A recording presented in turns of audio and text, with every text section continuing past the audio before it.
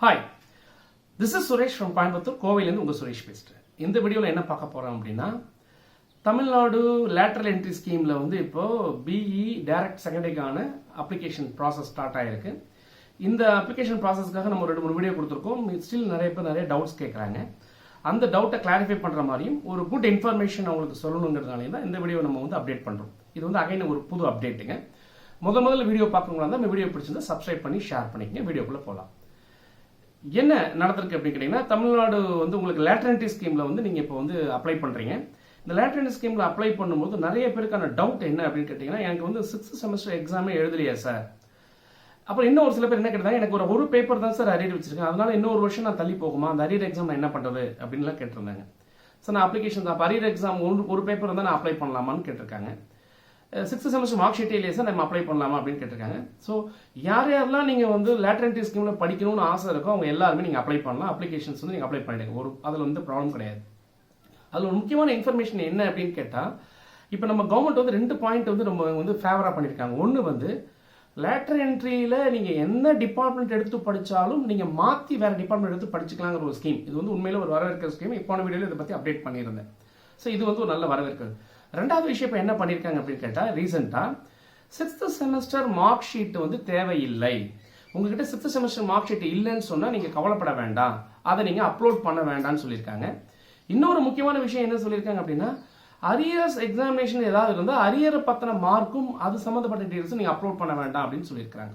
So இப்போ இது எல்லாமே வந்து ஸ்டூடெண்ட் பாயிண்ட் ஆஃப் வியூ நல்ல ஒரு பெனிஃபிஷியான ஒரு விஷயம் தான். அப்போ நீங்கள் அப்ளை பண்ண போறீங்க, அவங்க என்ன பர்சனல் டீட்டெயில்ஸ் ஃபர்ஸ்ட் கேட்கணும், அதை அப்ளை பண்ணி ஃபர்ஸ்ட் லெவலில் நீங்கள் பணம் கட்டி நீங்கள் வந்து அப்ளிகேஷன் ப்ராசஸ் ஃபிக்ஸ் பண்ணிடுவீங்க. ரெண்டாவது லெவலில் நீங்கள் என்ன பண்ணுவீங்கன்னா, நம்பர் ஆஃப் சர்டிஃபிகேட்ஸ் அப்லோடிங் இருக்கும். இந்த சர்டிஃபிகேட் எல்லாமே 500 KB அளவில் நீங்கள் சர்டிஃபிகேட்டை ஸ்கேன் பண்ணி பக்கா வச்சுக்கோங்க. நிறைய பேர் கேட்குற கேள்வி என்னன்னு கேட்டீங்கன்னா, சார் நான் ஒரிஜினல் டாக்குமெண்ட்ஸ் நிறைய என்கிட்ட இல்லையே, நான் ஒரிஜினல் தான் பண்ணணுமா அப்படின்னு கேட்குறாங்க. ஒரிஜினல் தான் பண்ணணும். பட் ஒரிஜினல் இல்லாத கண்டிஷனில் உங்ககிட்ட ஃபோட்டோ காப்பி ஜெராக்ஸ் காப்பி இருந்ததுன்னா ஒன்று அதை செல்ஃப் அட்டஸ்டேஷன் பண்ணுங்க, அல்லது உங்கள் ஸ்கூல் சொல்கிற பாருங்க, உங்கள் பாலிடெக்னிக் இருக்கக்கூடிய பிரின்சிபல் அவங்க தான் வந்து authorised person to validate your educational credits எல்லாமே. அப்போ அவங்க கிட்ட நீங்கள் வந்து ஒரு அட்டஸ்டேஷன் வாங்கி, ஈவன் ஃபோட்டோ காப்பி ஜெராக்ஸ் காப்பியாக இருந்தாலும் அதில் ஒரு அட்டஸ்டேஷன் வாங்கி அந்த அட்டஸ்டேஷன் காப்பியை ஸ்கேன் பண்ணி கூட நீங்கள் அப்லோட் பண்ணலாம். ஸோ அப்லோட் பண்ணக்கூடிய சர்டிஃபிகேட்ஸ் என்னங்கிறது முதல்ல மைண்டில் வச்சுக்கோங்க. ஒரு 14 விதமான சர்டிஃபிகேட் தேவைப்படுது ஆக்சுவலாக. அதில் வந்து மேண்டேட்டரி அவங்க கேட்குற எல்லா சர்டிஃபிகேட்டும் நீங்கள் கம்பல்சரி அப்லோட் பண்ணி தான் ஆகணும், அதை மிஸ் பண்ணிடக்கூடாது. அது போக என்னென்ன சர்டிஃபிகேட்ஸ் வச்சுக்கணும் ஒரு சின்ன லிஸ்ட் எடுக்கலாங்க. அதில் நம்பர் 1 உங்களுக்கு என்ன வேணும் அப்படின்னு கேட்டிங்கன்னா, 10th மார்க் ஷீட் மஸ்ட்டுங்க, கம்பல்சரியாக வேணும்.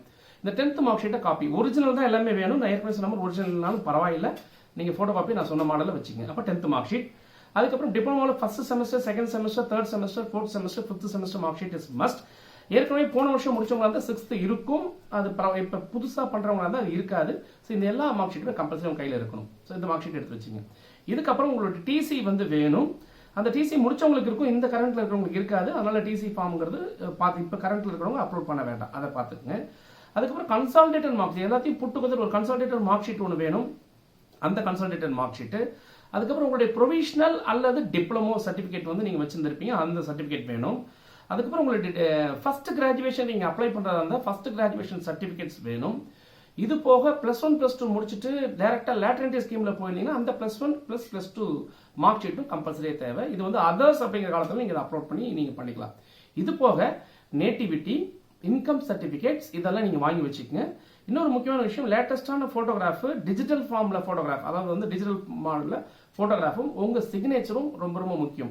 ஸோ இந்த எல்லா விஷயத்தையும் எடுத்து வச்சுட்டீங்கன்னா ஈஸியாக நீங்கள் அப்லோட் பண்ணுறது, சர்டிஃபிகேட் அப்லோட் பண்ணுறது ரொம்ப ஈஸியாக இருக்கும். ஸோ சர்டிஃபிகேட் அப்லோட் ப்ராசஸ் முடிஞ்சது. சர்டிஃபிகேட் அப்லோட் பண்ணதுக்கப்புறம் என்ன நடக்கும்னா, உங்களுக்கு வந்து ரேண்டம் நம்பர் ஜென்ரேட் ஆகும். ரேண்டம் நம்பருக்கு அப்புறம் பார்த்தீங்கன்னா ரேங்கிங் வரும். ரேங்கிங்க்கு அப்புறம் வந்தீங்கன்னா சாய்ஸ் ஃபில்லிங் வரும். சாய்ஸ் ஃபில்லிங் அப்புறம் பார்த்தீங்கன்னா நீங்கள் காலேஜ் செலெக்ஷன் வரும். காலேஜ் செலெக்ஷனுக்கு அப்புறம் நீங்கள் போய் காலேஜில் அட்மிஷன் போடுவீங்க. அட்மிஷன் போடுற கண்டிஷனில் எல்லா சர்டிஃபிகேட்டும் ஒரிஜினலில் கொண்டு போய் கண்டிப்பாக காலேஜில் ஹேண்ட் ஓவர் பண்ணுங்க. ஏன்னா அதுக்கப்புறம் உங்கள் அந்த அப்ளிகேஷன்ஸ் எல்லாமே, உங்களுடைய சர்டிஃபிகேட்ஸ் எல்லாமே எடுத்துகிட்டு போய் மறுபடியும் டோட்டில் வந்து ரீவெரிஃபிகேஷன்ஸ் ஒன்று பண்ணுவாங்க. அந்த டைமில் உங்கள் சர்டிஃபிகேட் வந்து சரியாக இல்லைனா கூட உங்கள் அட்மிஷன் கேன்சல் ஆகிறதுக்கான வாய்ப்பு இருக்கும். ஸோ தயவு செய்து இந்த சர்டிஃபிகேட்ஸ் எல்லாம் பக்கா வச்சுட்டு நீங்கள் வாங்க. தொடர்ந்து நம்ம வீடியோ பார்த்துட்டே இருங்க, நம்ம சப்ஸ்கிரைப் பண்ணி ஷேர் பண்ணிட்டே இருங்க. உங்களுக்கு நிறைய அப்டேட்ஸ் வந்துகிட்டே இருக்கு. நீங்கள் மேலும் மேலும் லைஃப்பில் சக்ஸஸ்ஃபுல்லாக வரதுக்கு நம்மளால் முடிஞ்ச இன்புட்ஸ் கொடுத்துக்கிட்டே இருக்கோம். தொடர்ந்து பேசுவோம், இணைந்திருங்கள். உங்களுடன் சுரேஷ், இணையத்திலும் இதயத்திலும். நன்றி.